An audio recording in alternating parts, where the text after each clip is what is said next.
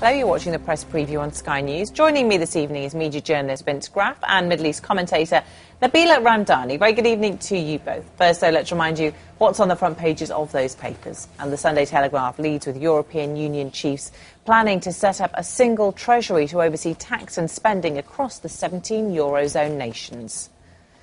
The Observer says the Tories are at war over the EU as David Cameron tells sceptics in his party to sober up ahead of a Commons vote on Monday on whether to have a referendum on the issue. What now for the Arab awakening, questions The Independent on Sunday. Sunday Times leads with new figures showing a 10% decline in university entries. It's the biggest fall in applications in 30 years. The Express claims the BBC have spent thousands of pounds on over 100 leaving parties.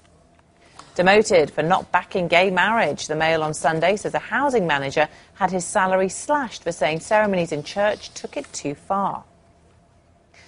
The Sunday Mirror claims Peaches Geldof has been caught shoplifting as £70 worth of makeup was found in her bag.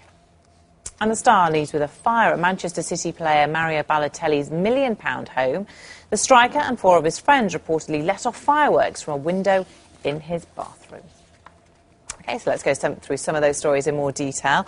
And you've chosen the Sunday Times front page story on the left-hand side there. Gaddafi silk shirts litter his hideout. And this is more detail about exactly where Gaddafi spent his last few days and nights. What does it have to say, Vince? Well, it's interesting. As the fact of Gaddafi's death has now sunk in, it's all the kind of little detail that's coming out. Marie Colvin has been to his final holdout. It's a single-storey house in Sirte, a single-storey middle-class house.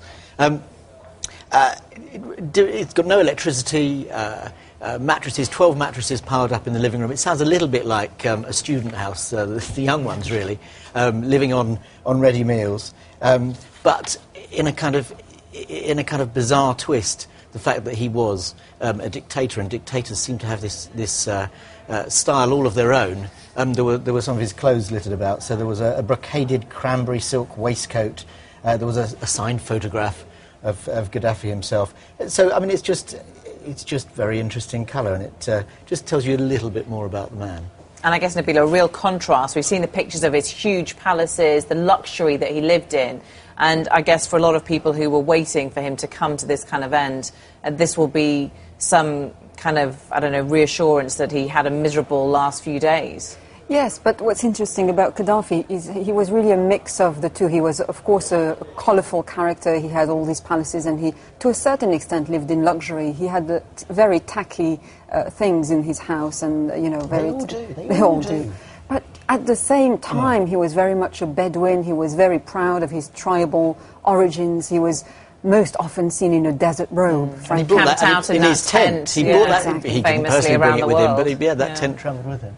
And he even pitched his tent outside the Élysée Palace when he visited Sarkozy not just a few years ago. Didn't he pitch it in Central Park as well? Oh, that's right, yes. But was that just to tell his people, look, I'm ordinary, or was that really his personal style? I think he's really tribal, and, you know, he's proved it, really. And he was, you know, proud of his the fact that he was from the south, the desert.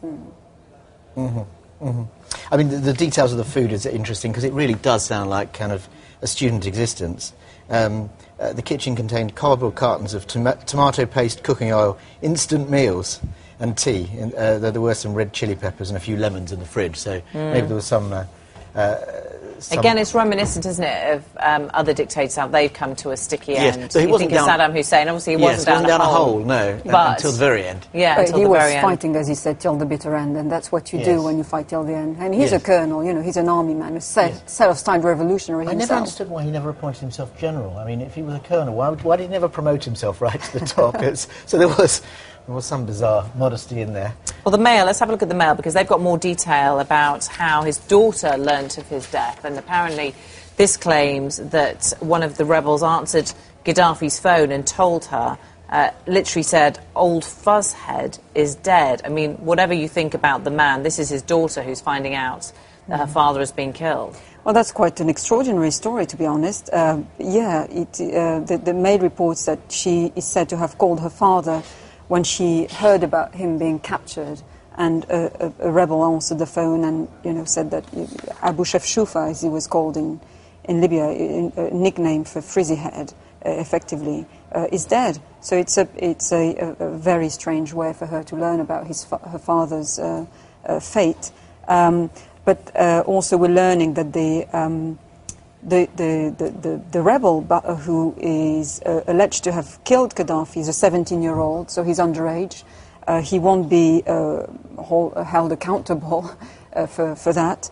Quite the opposite. He's very much celebrated as a hero, but he won't be named by the National Transitional Council. Another interesting story on the same page is Saif al-Islam. There are conflicting reports about his state and indeed his whereabouts. This is the one remaining son who's still alive and was supposedly his heir apparent.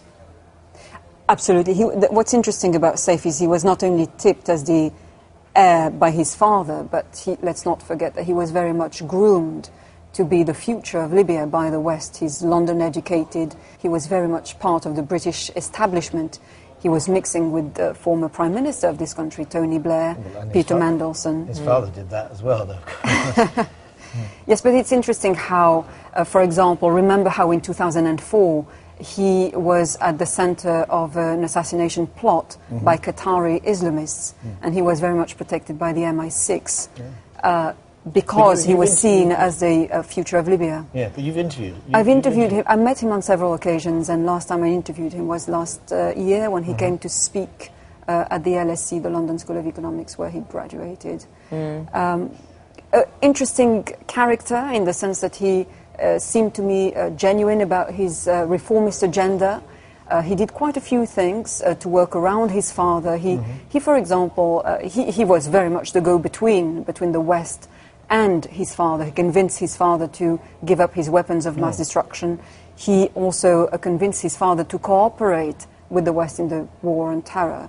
He's also the one who released all the Islamists from the Libyan jails.